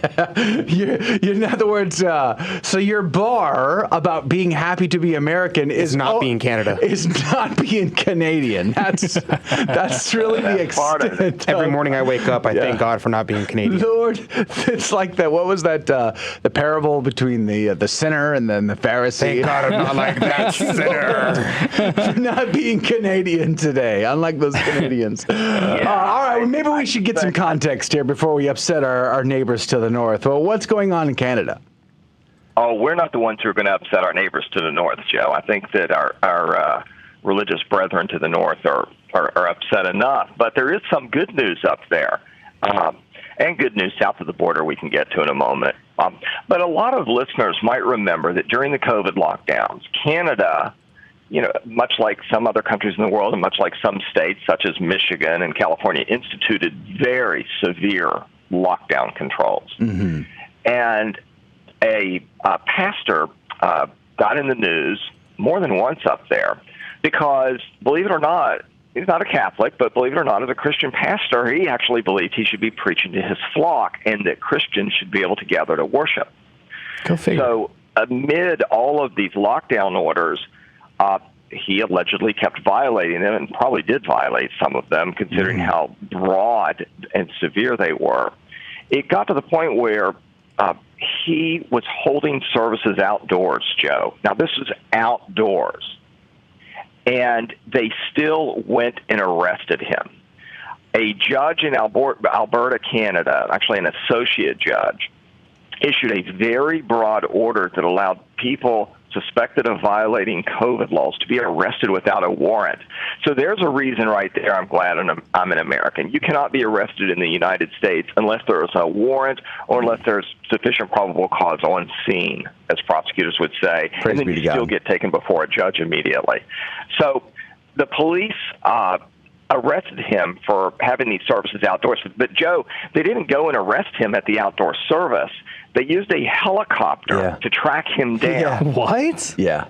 And then, It much gets worse. as with your friend, as much as with your pro-life friend in Pennsylvania, they went and they arrested him at home in front of his children. And there's just heartbreaking video and photographs of his children just in tears. Yeah. Reaching toward the car, and of him being in this SUV with bars on the windows. I've never seen this before, but they have these bars on the window like it's a miniature jail cell. And there are these heartbreaking photos. Now, look, if this was some serious criminal, this would be understandable. But we're talking about very broad orders up in Canada. And remember, even though they don't have a constitution in Canada, they have a charter, and the charter recognizes religious freedom. So there's that conflict there. Another thing to consider is this all happened in May of 2021. Now, when did COVID start? Yeah, COVID started, the pandemic started more than a year earlier. This was more than a year later, and they're still enforcing these extreme orders. It shows how easily religious rights can be denied by the government when the authorities have no sympathy for people of faith. So the good news here is Pastor Tim Stevens was charged with criminal offenses. He was charged with a contempt of court for continuing his activities after being ordered not to. And he was issued what is referred to in all the media I can find as tickets. We could probably think of them as citations for violating health rules. I just called them health tickets. The bottom line, Joe, is in the end, they were all dismissed, except for two, where he went to trial and he was acquitted. Praise be to God. So, and he spent 18 jail, by the way. I know. He spent 3 days in jail on one occasion and 18 days in jail on the second occasion. And the only reason they let him out of jail the second time is because the policy under which he had been jailed was changed, because what happened was Alberta changed their COVID standards. They were loosening their standards a little bit, so they decided to release him. So look, that's a man of faith. I mean, this is a man who went to jail not only once, but twice, was ripped away from his family, and all because he was preaching the gospel of Jesus Christ. Yeah, it is troubling what goes on in Canada, which is one of the sparks that led to the trucker convoy protest that lasted for so long up there. And, how bad does it have to get before Canada decides to vote in a different set of politicians? I don't know. But Joe, they still got Trudeau. And, listeners might think, well, what do we care about what happens in Canada? Well, as we look at what's happening in the United States, we have to consider we don't exist in a vacuum. Ideas do not respect boundaries. What happens in Western Europe, what happens in Canada, what happens in Australia, what happens among all the countries of the heritage of Western civilization, those ideas circulate everywhere. And what happens in those countries is often a precursor. These countries can serve as like the canary in the coal mine as to the ideas that will come here in the United States. Now, in the last half hour, you were just talking about the establishment of a Catholic medical school. In Canada, another attack has occurred where they have said that students who graduate from a Christian teachers college and students who graduate from a Christian law school don't have to get law licenses or can be denied licenses. Now, in the case of the law school, Joe, the Catholic News Agency reported this back in 2018, more than 4 years ago. This started in 2012. Some people got together and said, let's start a Christian law school. The short version is it went all the way through the courts, all the way up to the Supreme Court of Canada, and the Supreme Court of Canada ruled that graduates of these law schools, even though the Canadian Charter on Human Rights respects religious freedom, allegedly, the Canadian Supreme Court ruled 7-2 that up there they call them law societies. Here in the United States, we would call them the bar. I'm a member of a bar of a state. And in order to practice, you have to have a license. In the United States, it's issued by your state bar. It's not issued by the federal government. Well, in Canada, they call them law societies. And the Supreme Court of Canada ruled 7-2 that law societies could refuse to license graduates from the law school on the grounds that they weren't educated properly? No, on the grounds that their views on sexuality are discriminatory to the LGBT community. Yeah, and that's why I asked that doctor in the last segment whether he thought their future of these graduates would be difficult, because would they be able to get jobs? More and more institutions have gone fully woke. Will they even employ these people? And he seemed pretty confident that would not be a problem. And I hope for their sake and for our sake, for this country's sake, that that's true. But we're a hop, skip, and a jump from seeing what you just described happens in Canada happening right here. Yeah. When I heard the news they're going to start the school, my first thought is, well, where are they going to do it? If I'm their lawyer, I'm going to say, look, I love the college, love the Benedictines, but let's put this in a place where we have the most legal protections possible. And it's going to be in Kansas, right? Yeah. Let's. What did Kansas just? They embraced abortion. They embraced abortion. So, Kansas is not the stronghold of conservative social values. Absolutely not. So. But there's also other good news south of the border, Joe. We're almost out of time. Got to be quick. How many times have you gone into a store and seen somebody wearing an LGBTQ emblem on their store uniform? We're going to have you back to talk about this, but we're out of time. Brent Haynes, and that's the story that disturbs me the most, because I give that company so much of our hard-earned money every week. Kroger, what are you doing to me? Anyway, we'll have him back. We'll talk about that another time. We're out of time. Brent Haynes, God bless you. God love you. Coming up after the break, it's time to have some fun, possibly learn something, and you could win prizes, but you have to call right now, 877-757-9424. Phone lines are open waiting for your call, 877-757-9424. The Bible says to call no man father. So why do we call our priests father? In Matthew 23, verse 9, it says, "And call no man your father on earth, for you have one Father who is in heaven." Notice that this verse makes no distinction between spiritual fathers, which is what priests are, and biological fathers. This passage says that no man is to be called father. Therefore, you cannot distinguish between calling a priest father and calling the man who is married to your mother father. But is that actually what this passage is saying? Or is Jesus warning us against trying to usurp the fatherhood of God, which is what the Pharisees and scribes were doing? They wanted all attention focused on them. They were leaving God, the Father, out of the equation. And even if you just interpret this passage from Matthew 23 as an absolute ban against calling anyone your spiritual father, then there are some problems for you in the rest of Scripture. For example, Jesus in the story of Lazarus and the rich man in Luke 16 has the rich man referring to Abraham as father several times. Paul in Romans 4 refers to Abraham as the father of the uncircumcised, the Gentiles. Spiritual fatherhood, not biological fatherhood. In Acts 7 and then in Acts 22, first Stephen and then Paul referred to the Jewish priests and elders as brothers and fathers, spiritual fatherhood. So if you interpret Matthew 23 as saying we cannot call anyone our spiritual father, then you have to believe that Jesus, Paul, and Stephen all got it wrong. It is okay to call priests our spiritual fathers today. We are simply imitating the example given us by Jesus, Paul, and Stephen, all of whom who used the term in a spiritual sense. As long as we remember that our true Father is God the Father, and that all aspects of our fatherhood, biological and spiritual, are derived from Him. A beacon of truth in a troubled world. This is the Guadalupe Radio Network, radio for your soul.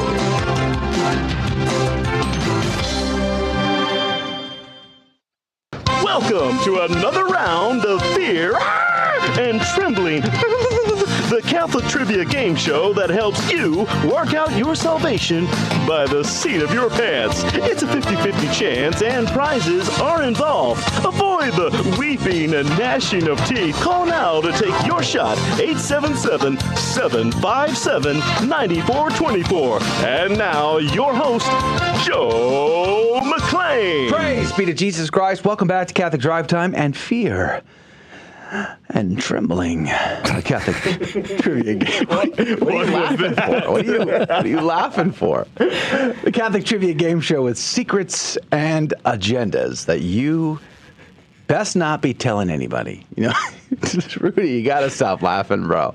But here's the deal, all right? If you promise to keep this between us, I shall share with you all of our secrets and agendas. Number one, we like to teach the faith. So we look for teachable moments in the questions where you might learn something that you did not know before. Praise be to God. And then, of course, we like to have a laugh. We like to have a chuckle. And our callers are amazing. They laugh with us, and we enjoy that probably most. And then, of course, we give out prizes, which means this is a winner for everybody involved. All right? You could laugh, learn, and win prizes. It's a winner. All right, so that's the deal. But the kicker is, the secret sauce in all of this is we do not ask the caller the questions. They may not know a single correct answer, but could still win the prizes. And that's because instead of asking them, I shall ask Rudy and Adrian, one of which will give us a correct answer. The other will give us an incorrect answer. The caller will then have 15 seconds to make a decision. Whomst do they trust more, Rudy or Adrian? And if they get that right, they'll go into the coffee cup of divine providence to win this week's prize. You're still chuckling over there. Whoa. What could they win, Rudy? Praise be to God. We are giving away another Every Sacred Sunday Mass Journal. If you're looking at the feed on our social media platforms, you can see me holding it up here. For those of you who are radio listeners, I will explain to you what it looks like. It is a dusty blue book cloth covered hardbound journal, and it contains all of the readings for the Mass, and it starts in Advent. So the person who's going to win this week is going to be able to follow along with all of the Mass readings and jot down all of those wonderful inspirations they may receive in the Mass, in the Gospel, in the readings, from the homily, and you're going to be growing in your interior life. This week's prize was generously sponsored by Gloria Lopez. Thank you so much, Gloria, for giving us these journals to give away. All right. Praise be to God. We are very grateful, Gloria Lopez, for your generous gift. Let's go to the phones. Al, good morning to you, sir. Good morning. Al, can you do me a favor and just turn down your radio, because we're getting some feedback there, and I don't want to hear me. I want to hear you. See, there you are. All right, praise be to God. Good morning, Al. Where are you calling from? Can you hear me now? I can hear you now. Where are you calling from, Al? Al? Can you hear me now? I changed from bar to speak my phone. Well, good morning, Al. We're glad you're on with us today. Where are you calling from? Rockville, Maryland. Rockville, Maryland. Nice. In the house. Praise be to God. Where do you go to church, Al? St. Patrick's, Rockville. Nice. Well, we are grateful you are on the team today. Are you familiar with this show? Do you know how the game works, sir? Oh, yes, I do. Oh, wow. You see that? Oh, yes, He's a fan. do. You said that like you... like there's, like you might have an opinion on things there, Al. Is it Rudy or Adrian who you find the most tricky? I'm just curious. Oh, most tricky? Joe McLean. I'm sorry. What, Al? What? Joe McLean? Did you say Adrian? I heard Joe McLean. I heard Joe McLean. I think we don't even need to ask him questions now. Just put his name in the cup 3 times. I mean, the good, the true, and the beautiful, all in one sentence there, Al. Well done. You're well played. All right, we're going to start. We're going to go ahead and go with the first question. You should know, it looks as no, he's wearing a tie today. However, he has abandoned his jacket. Rudy is wearing some sort of, we're in Texas. It's 98 degrees outside, and he's got like a hot coat on or something. So you should take that into consideration, Al. Are you ready to play, sir? I am ready to play. Let's do this thing. Rudy, you're not in Colorado, but you are stylish. Can you tell me, sir, who is the patron saint of Ecuador? Ecuador. Is that how you say it? Mi gente. That is Santo Latitud. Is that how you're supposed to say that? Latitud. Yes. Latitude. Latitude. Latitude. Santo. Kind of like Latitude. Latitude. Okay. I'm not actually Ecuadorian, by the way. I was starting to question things. All right. Let's see what Adrian says. Adrian, I think you identify as an Ecuadorian, if I remember from Twitter correctly. Not quite. I identify as a PhD on Ecuadorians. Oh, my bad. Yeah. My mistake. Okay. Actually, I know everything about Ecuadorians. All right, Dr. Fonseca, could you tell me who is the patron saint of Ecuador? Yes, that would be Saint Marianne of Jesus de Paredes. Saint Marianne of Jesus de Paredes? Yes, sir. All right. Okay. Al, I don't know if you are an expert in patron saints of Ecuador, but Adrian says Saint Marianne of Jesus de Paredes versus Rudy says Saint Latitude. 15 seconds on the clock. Who is right? Who is wrong? Al in Maryland. What say you, sir? Good sir. Adrian is correct. I'm sorry, one more time? Adrian is correct. Look at that. Al over here being a genius. I had greater hopes. He's intelligent. For you, he's wise. He's attractive. I can tell from the radio that he's attractive. No. When you started so strong, Al. You were confident. You'd understood the game, and then you go and say things like, Adrian is correct. I mean, I don't know, Al. Don't worry, mate. I know. Just trust the science. Trademark over the E. Okay, it is true. Adrian is technically correct. Okay. But one should not do so with such great confidence, admit that he is correct. But nonetheless, he is right. And so are you, Al. Saint Mary Ann of Jesus de Paredes is the correct answer. You're in the cup. You could win, Al. Congratulations. Let's see if we can't double your cross, though. Double your cross? There you go. Way to go, Al. Double your chances, not your cross. How does it feel to be younger now that you said Adrian's probably have a heavy enough cross as it is, Al. But let's see if we can double your chances nonetheless. I am a joyous person. Oh, praise be to God. Adrian, can you tell me? Maybe. This ought to go interesting. How many crossbars does a papal cross have? How many crossbars does a papal cross have? Yes, sir. Well, as a PhD in the topic of many, okay, I know all the minis. Do you? And I would say, they're going to double the cross. Really? And so there are 2. How many crossbars? There are 2. Are there? I'm pretty sure Joe was giving me a hint there. No. I think that's what it was. No. Okay, let's go with Rudy here in more ways than one. Can you tell me, Rudy Carlos, how many crossbars does a papal cross have? The papal cross has 3 bars. Really? Don't ask me what that means. Oh, no? Because I have no idea. There's no connection? I've just seen it. No. It has 3 bars. We shouldn't connect the dots here on what 3 could mean or 2. I suppose we could attribute some sort of knowledge of what 3 would be and apply it to the crossbars. But, I see. All right, Al, how many crossbars does a papal cross have? Does it have 3, as Rudy suggests, or does it have 2, as Adrian would like us to believe? 15 seconds on the clock. Who is right? Who is wrong? Al in Maryland, what say you? I'm trying to picture the papal flag in my church, and I think it has 3, so I'm going to go with Rudy. What a wise Curveball, low right corner, and you nailed it. Good job. You did not swing. Despite You did not that swing Joe on that. tried to trick you.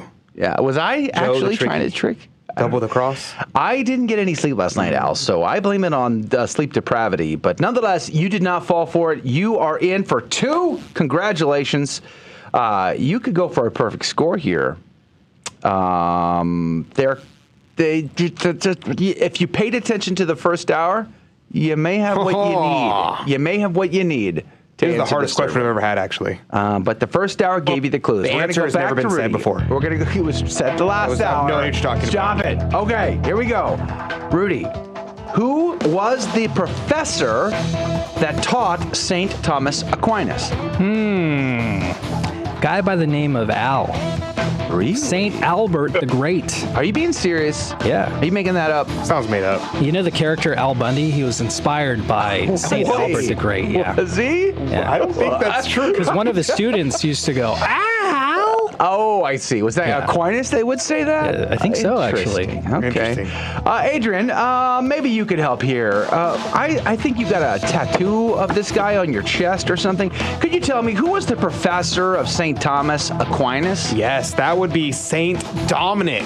What? Saint Dominic, the founder of the Dominican Order. Are you being serious? Was a professor to Saint Thomas Aquinas. Okay. Yep. Okay. You got tough choices here, Al. Who was the professor that taught Thomas Aquinas? Was it St. Dominic, as Adrian says, or St. Albert the Great, as Rudy wants us to believe? 15 seconds on the clock. Who's right? Who is wrong in Rockville, Maryland? Al, what say you? I'm going back to Rudy. I'm going back to Adrian and saying St. Dominic. No! I'm so sorry.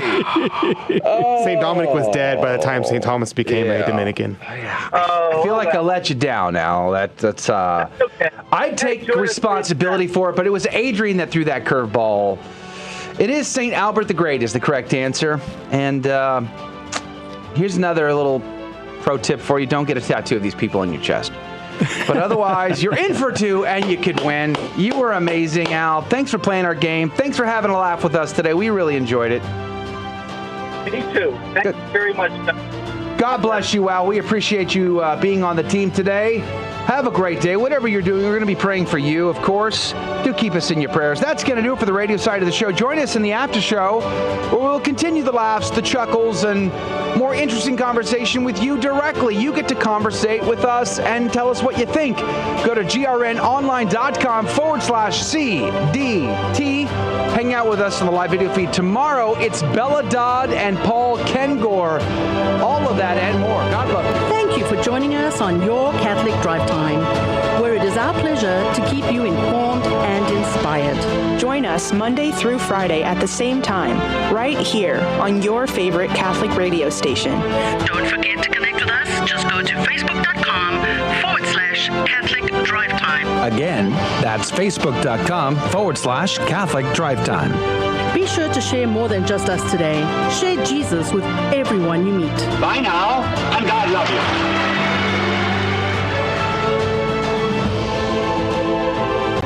And welcome back to Catholic Drive Time. This is the after show. Welcome. And no, Rudy Al Bundy was not inspired by St. Albert the Great. Can't be saying things like that. Low-key blasphemy. No, it isn't. Yeah, insulting the saints. Is it? Yeah. Yeah, insulting the saints and Our Lady. About that after. Our categories about certain saints. Yeah. That you do that too. I don't insult saints. Never.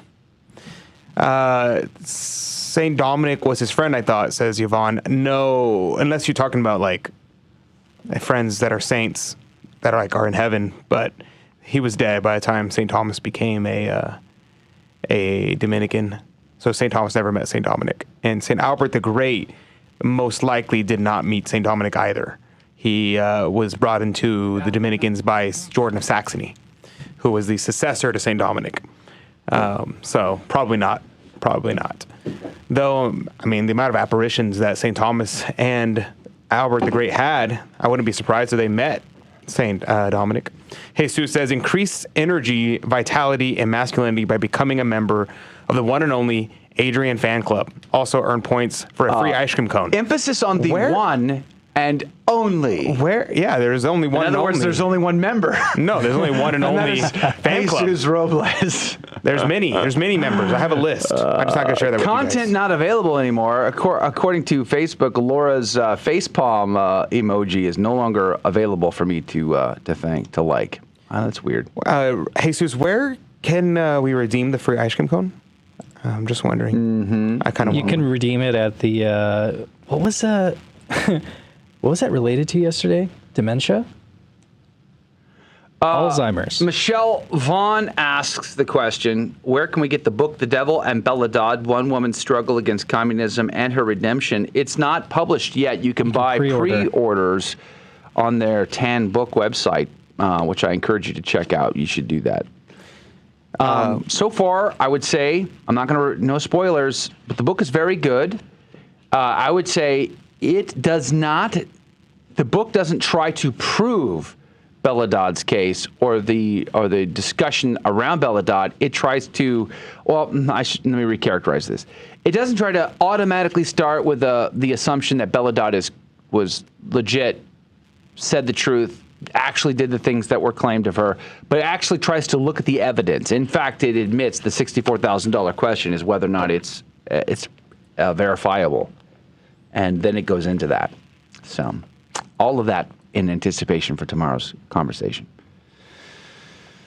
What else? Patty, good morning to you. Thanks for hanging out. Yvonne and White Wolf, good morning to you. Paul, our friend from, did you already thank all these people? Nope. For being here? Athena, good morning to you. Praise be to Jesus. Good morning to you. Athena Murphy, are you from Ireland by chance? I'm just curious. Yeah, she is. I think it's Ethna. Ethna? Is it Ethna? Well, I would like to say it correctly if that's the way it goes. Ethna, good morning to you. T-Storm 40. Hey, good morning.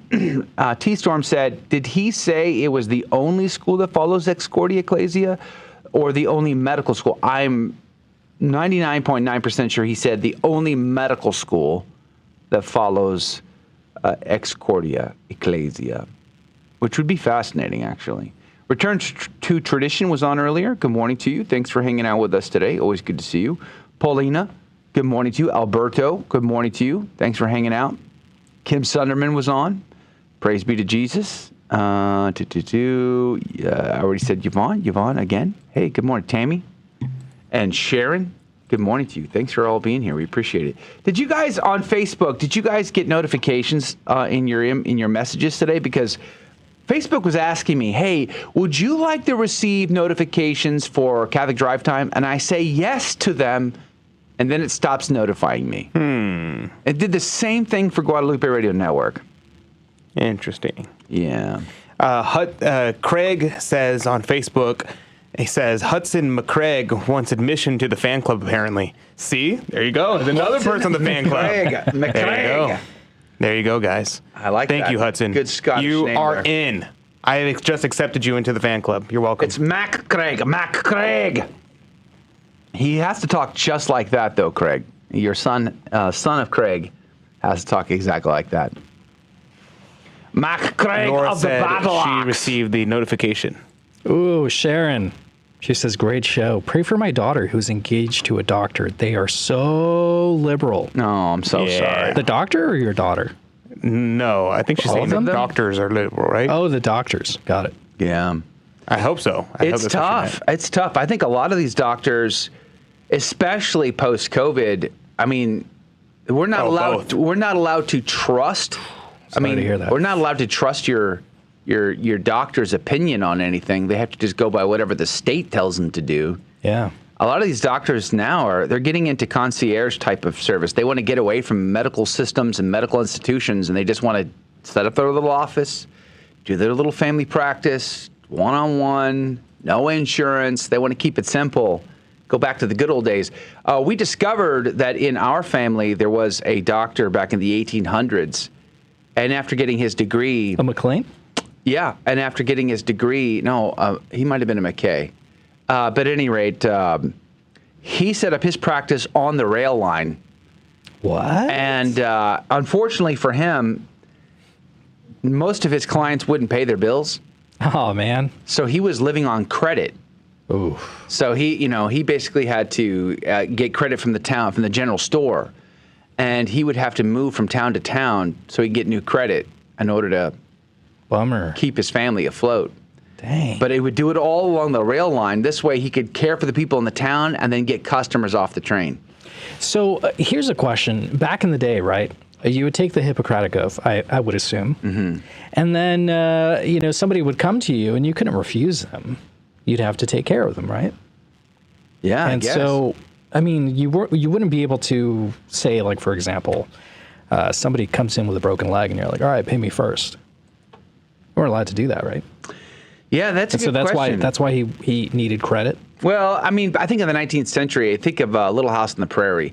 A lot of times, they worked off of that. They would pay when harvest time came or something along those lines. I'm not sure how much actual cash flow they would have at their disposal at any given time. And I think these people were in communities that were tighter knit. You knew everybody in town, right? So there's a little bit more trust, possibly. Couldn't whip out the old credit card. Yeah. Here you go, Doc.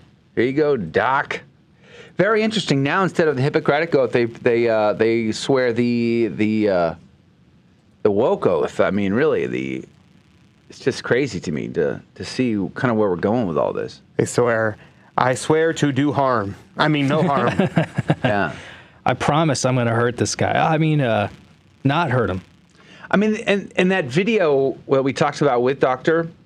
George Mychaskiw. Mychaskiw? No, it's not Mychaskiw. It's Dr. George. I got to look at his name again because it's Mychaskiw. This poor guy, Mychaskiw. Thank you, Dr. George Mychaskiw. I should show you guys how it's actually spelled. It's hard to say, but nonetheless, they were talking about racism and everything else. Like, I will fight racial injustice in the medical system. When was the last time you experienced that? I'm just curious. Like, good grief, I've never been to a hospital and cared the color of the skin or the accent of the tone of the doctor so long as he gave good care or she gave good care. Yeah. Like, I just don't think that's a thing. Is that a thing? If that's a thing, please comment. Let us know about the racial injustice that you've experienced in the medical field. I would like to know. Who knows? I'm sure I've experienced racial injustice. Have you? Mm-hmm. Go ahead and share that story with us. Well, We'd you like see, to hear it. whenever I go to the doctor, they don't give me free health care. What? Yeah.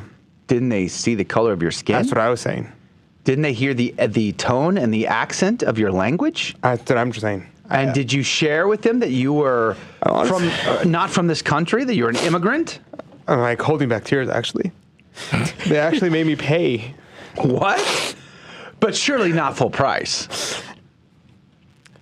Full price. Full price? The whole thing. The whole copay. The entire copay? Oh, but no. Some Caucasian person surely injustice. stepped up and paid it for you, though. That's what I expected to happen. I expected the doctor to come out and be like, I'm so sorry, sir. I'll cover that fee for you. No. One of the Caucasians in the waiting room jumped up and said, no. In reprisal for all of the sins my ancestors have ever committed. Of course not. All the white people there were racist too. What? So nobody offered to pay for me. I should get free things everywhere I go. Can I just, Adrian, on behalf of all of my ancestry, Gillian of the Battle Axe. Yes, Gillian, I remember him. Donald. Mr. Battle Axe. Donald of Duck? Of Klein Gillian. Oh. My mistake. Yeah. All of them. All of the kilt-wearing, pole-tossing Caucasians that I come from. Yes. Mea culpa, maxima culpa. You know, now, can you? I would forgive you. Please go refresh my coffee, but it's impossible. I need more coffee. Can you go get that for me? It's impossible. Yes. I just did. Forgiveness is impossible. What? Yeah. I just mea culpa. There's no amount of. I need you to keep apologizing for the rest of your life, but just know you will never be forgiven. Just by the way. Yikes. The horror. Eric says, I'm sorry too. I'm sorry, guys. Nobody can be forgiven. Ever. It's the rule. I don't make the rules, man. Forrest is blowing my mind right now. You know what he just said? No. Advent is 12 days from now. That's amazing. Oh, no. It's over. You know what that means? It's genuinely over. That means Lent is right around the corner. Can you imagine? Remember, Advent is a season of penitence. Patient waiting. So that means I got to do penance now in 12 days. Darn. Not looking forward to it. This Saturday, I'm going to be on with the Return to Tradition, and we're going to talk about doing penance during Advent. So, hey, render your check, Joe, to Adrian, says Jesus Robles. It's right and just, because his skin is white. He should have to do that. Mm-hmm. I agree. Another example of perversity and how inside out the world with a woke oath is. Yeah, for sure, Michelle. I agree with you. Master Baker's on the board today. Good morning to you, Master Baker. Good to see you. Always good to see you here. Tammy says Ascension Sacred Heart here is a Catholic charity hospital. If you go in to see any of the doctors within the medical group, they will bill you if you need them to, even copays. Oh, that's cool. Hey, that's awesome. Praise be to God. Guess those guys are not racist. I don't even trust Catholic doctors.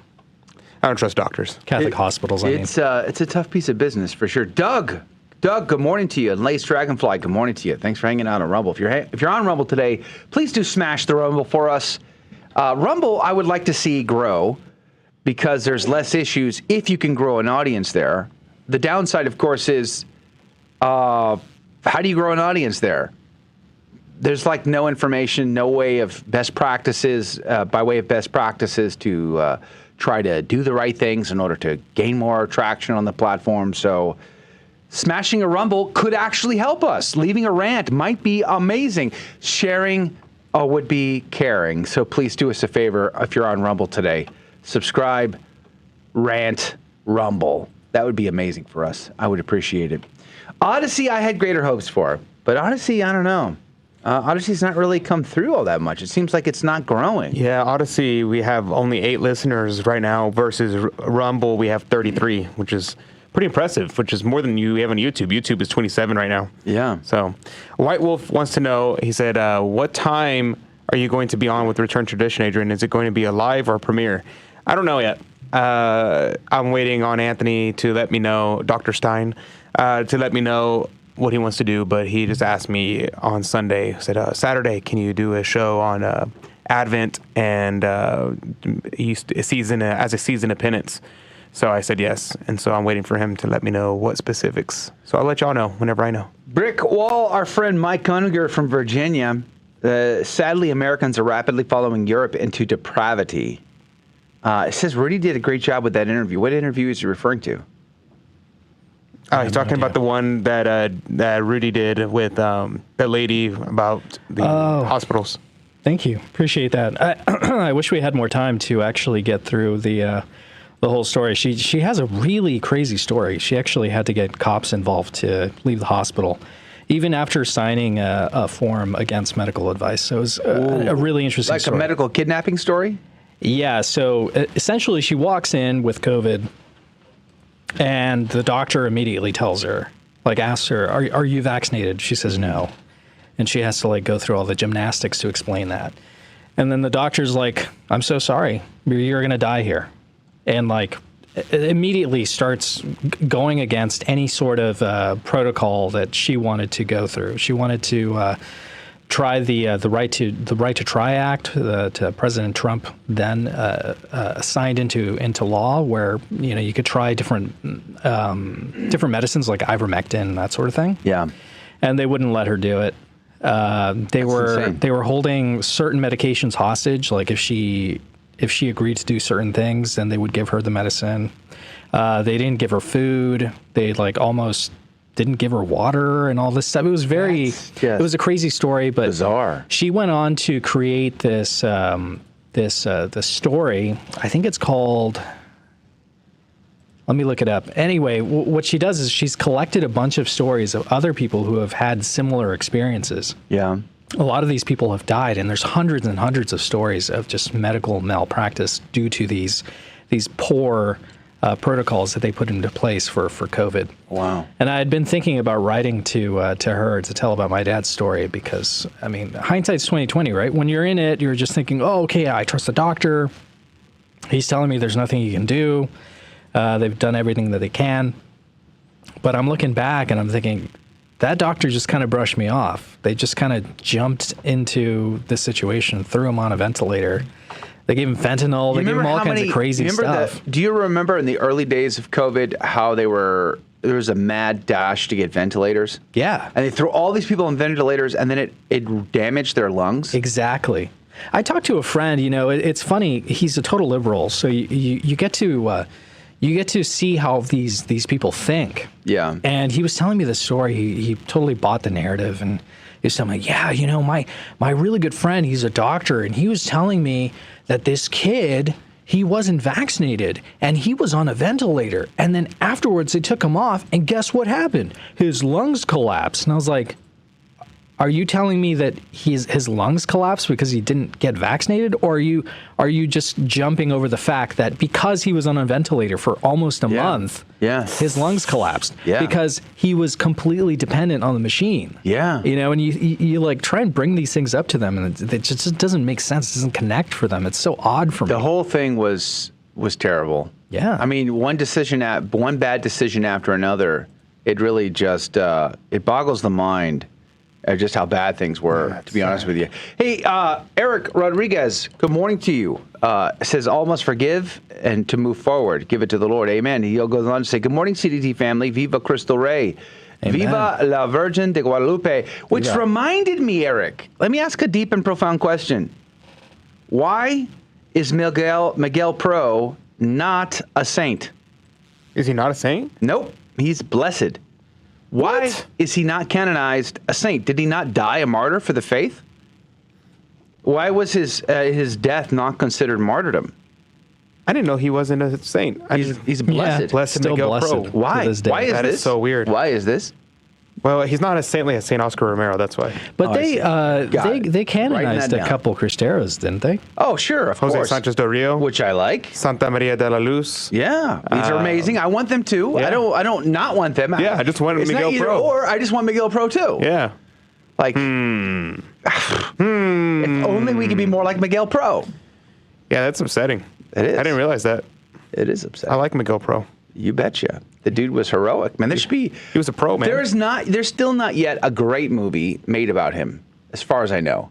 There was one in Spanish, I believe, and he has made appearances in, I think, another film, like as a character, but not one specific to him. And if I had the money, I would totally make a film about Miguel Pro. Yeah, I think there could be a whole series of movies on the Cristero Wars because you could do most like a people chosen type of television series. That'd be cool on Miguel Pro and the Cristeros. I think it would be interesting to make a different movie about the different time periods with the Cristero Wars because most people forget that there was a huge buildup to the Cristero Wars that happened. And like Santa Maria de la Luz, she actually predates the Cristero War, so she's not technically a Cristero martyr. She died before, she was martyred before the Cristero Wars broke out. And so there were these things happening. The stage was being set. Exactly. Yeah. And so, a lot of these stories are really fascinating, and I think these would make awesome movies. Yeah, that's the stuff I would love to work on. Graham Greene's book, For Greater Glory, I think is the name of it. I think that's what. By the way, his book on the Cristero Wars, that could be a great movie. That movie, For Greater Glory, is a rated R film. Is it really? Yeah. It shouldn't be. There's nothing in it except for, I guess, maybe the violence. Of Jose. I was gonna watch it with my son John Paul on the way back from San Antonio, and I'm like, rated R. I'm not watching a rated R film with you. What's wrong with it? What do you mean on the way back? Like you're driving, watching a movie? Yeah, of course. Absolutely. Jose Sanchez. I put it on cruise control. Isn't that self-drive mode? When Jose Sanchez's feet are cut off, or the bottoms of his feet are cut off, and he starts walking, and there's like the blood. I don't remember that being that graphic. Yeah, it really wasn't that graphic. It wasn't too bad. No. I don't remember the violence being over the top in that film. Maybe all the dead people. Maybe I'm gonna have to watch it again. It really. I bet it was because they had the people hanging. Maybe. because they had the guy that came in the beginning of the film. Oh, so good. Yeah. They come in, they hang the priest, and then the Crusaders come in and they kill them, and then that might have been replace it. them. I bet that's it. But I was like, I was driving and I couldn't look up the review as to why they rated it R, so we passed. But we came back from Arizona, we watched Gods and Generals, which is a great film. A 3-hour film. It was 4. We watched the director's cut? We watched the director's cut. I started that and never finished it. Yeah, buddy. It was good stuff. He wasn't beatified until 1988. But my question is, if he dies a martyr, he's a saint. So are we trying to say he didn't die a martyr? And if he did, then why would he not be considered a saint? Why is he not automatically Saint Miguel Pro? It is mind-boggling to me that he has not ascended to the canon there. I don't know. I just find that problematic at best. It's weird. Oh, what? And I got this. I feel like it was probably a hit job by Hollywood to try to make them put it rated R. Yeah. Yeah, it wouldn't surprise me if that's true. All the other stuff that gets rated less than that. Yeah. Forrest is saying there's blasphemy in there. Is there? Maybe from the federales? Yeah, probably. Probably makes sense. It would make sense. I mean, the fact that they destroy the statues of our Lord and Our Lady in the movie. Hey, Craig, I tell you what, you give me the check, I'll make the film, pal. I will. See, I would love to do like a, you know how Chosen has decided to do something interesting and creative with the gospel stories, right? I would do the same thing with the Cristero War, because you have so many interesting characters that you can explore. But to be honest with you, you need a huge budget to pull that off properly. That's the one thing I never have. I don't have the cash, but I do have. So there is a story that I've been writing that I would like to someday try to film as a short movie, and it's like an apocalypse type of story, an end of time type of story. I've been working on it for a few years now, and someday, who knows, maybe I'll get to film that. But because that I won't worry about having to do it over the top. It'd only be like a scene or two kind of a thing, and I think you could pull it off with a much smaller budget. But something like Cristero War, it has been done on the cheap. What it needs is a professional, high quality level production to pull it off. The same thing with Hernan Cortez. I mean, that needs to be a high production thing. It needs to be Hollywood quality, but faithful and amazing at the same time. It needs both and this is where we need that person who won the $2 billion in California to step on up and fund the projects. The other thing is, I've been also toying with this idea of making a documentary film about the Haydock Bible that I found at a yard sale. I'm really interested, and we've started the process somewhat, of trying to discover the ancestry of Michael and Hannah Murphy from Michaelstown, Ireland, who immigrated to America. And I'm thinking about going on a journey. Maybe next year I can raise the funds to take time off of work and travel to Ireland and retrace their steps all the way from Ireland to America. And if I can discover that their ancestors are Catholic, give them the Bible back. Because that's an heirloom that ought to be in their family. But they have to be Catholic. That's my rule. That's my rule. They have to Imagine you go to Ireland and they're Catholic. just like apostates. Well, like, no. Oh, that thing? I anticipate... Man, this thing's cursed. It came back to us. I anticipate finding their relatives in America, but I'm thinking about going to Ireland, trying to figure out where do they live, where do they grow up, be on that journey, and then actually charter a sailing boat from Ireland to America and follow that journey to America to land in Massachusetts and New Bedford, Massachusetts, where they immigrated to, and then make my way to Joliet, Illinois, where they went to in the 1860s. and just follow their journey and investigate and figure out who they were and why, what happened to their family. And going big. I mean, I would love to make that big budget right there. I figure I could pull that off for 10 to 15, 20,000, 25,000. What do you think? 20,000? That's how much it costs to get to Ireland these days.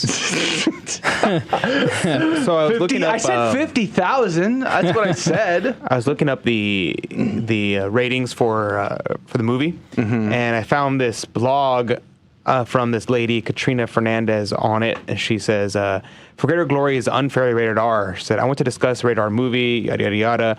Because let me be very clear, I am going to let my 9.5-year-old son see this movie. I would not do so without serious consideration first, but after having seen it, I can honestly say this film deserves a PG-13 rating. In fact, thinking about it later that evening, it was highly irritated this movie was given the rating it was given. I felt it was misleading and unfair. Please do not let the rated R film deter you. I would not recommend this movie for children under 10, but certainly it is acceptable for younger viewers, 10 to 17. If you're still unsure, yada, yada, yada, watch it, yada, yada, yada. It said the motion picture says R-rated films are contain some adult material. An R-rated movie says has adult themes, adult activity, hard language, intense or persistent violence, sexual-oriented nudity, drug abuse, or other elements that parents are counseled to take their ratings very seriously. Here is what's not in the movie. There is not an ounce of nudity, absolutely no sex, no sexual innuendos, no crass humor, or a single utterance of profanities. Actually, you know what? There is a scene where the women are putting bullets in their undergarments. Yeah. And I thought that was unnecessary. I didn't think that was great. They were still wearing clothes. And they were in their underwear. Yeah, but it was underwear from back then. It's like normal clothing for women today. I don't know. They also said there was not excessive blood or gore. I don't know. I think I've seen the movie like a dozen times. I don't think there was anything objectionable in the movie. I just couldn't remember, and I wasn't in a position to look it up, so I didn't let my son watch it. So I'll have to review it, I guess, and see if there's something. And unfortunately, I can't filter the film with VidAngel. I think what it is, I would not be surprised because I remember now that you're mentioning it, now we're talking about it. I wanted to show this movie to a youth group when I was a youth minister years ago, and I was told that I was not allowed to show it to them because it's rated R. I had to get parental permission and go jump through all these hoops to be able to show the movie to the kids. And I think that's why they did it rated R. Because once they make it rated R, now it's a huge hurdle to try to get kids to watch it, to get young people to watch it. I bet that's what it was. Because honestly, I'm thinking of it, and I've seen the movie so many times. The scene where they are putting the bullets in their undergarments, it really wasn't bad. They're still completely clothed. It was just like a corset. So scandalous. Yeah. I guess. There you go. That would be in the index of forbidden movies. But the reality is that was called the League of Joan of Arc, if I remember correctly, as the women in Mexico that did that. And they were amazing, actually, because the Cristeros rarely had enough ammunition to conduct full battles. And if it wasn't the League of Joan of Arc, the women in that effort to provide and supply, because they were taking munitions that they could get, and then they were refashioning them based on the need of the Cristeros and what they had available to them, and then funneling the logistics and the supply chain. And everybody knows that the way you win battles is through your supply chain. You know, you have to be able to have ammo, food, water, all the rest, medical, so it's supply chain that wins wars. And these women, man, hats off to them. They took a great risk, and they never, ever, in the entire conflict, never compromised their fidelity to the cause. They didn't confess, dime out their fellow ladies or Cristeros in the process. It's pretty amazing. Yeah, they were very important. They would never have succeeded as much as they did without the women. Yeah, for sure.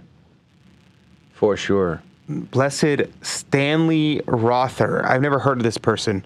I'm out of time. Colkin said, Blessed Stanley Rother should also be a Canaanite saint.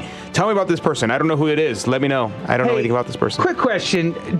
What do you think about people who go to museums and glue their hands and put paint all over artwork? I've done it twice. Should they be violently removed, or should we just sit and let them have their hands glued there and then go, hey, Joe, they believe in climate change. Good night. That's all you need to know. I think they should let them stay there and force them to stay there. This should become part of the exhibit. A week or two on end. Just say, hey, listen, all right, man, we're going to lock up. God bless you. God love you. Good luck. Yeah, exactly. Anyway. Hope you don't have to use the restroom. Dr. Paul Kengor. It's going to be a great conversation. Bella Dodd, do you think she was lying? Do you think she was truthful? What do you think? Tune in tomorrow to find out what Kengor says and his book says. We'll see you there. God love you. Thank you for joining us on Your Catholic Drive Time, where it is our pleasure to keep you informed and inspired. Jesus is a friend of mine. Jesus is my friend.